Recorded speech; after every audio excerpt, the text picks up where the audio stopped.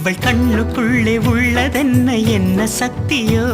இவள் பக்கமாக என்னை இழுக்கும் காந்த சக்தியோ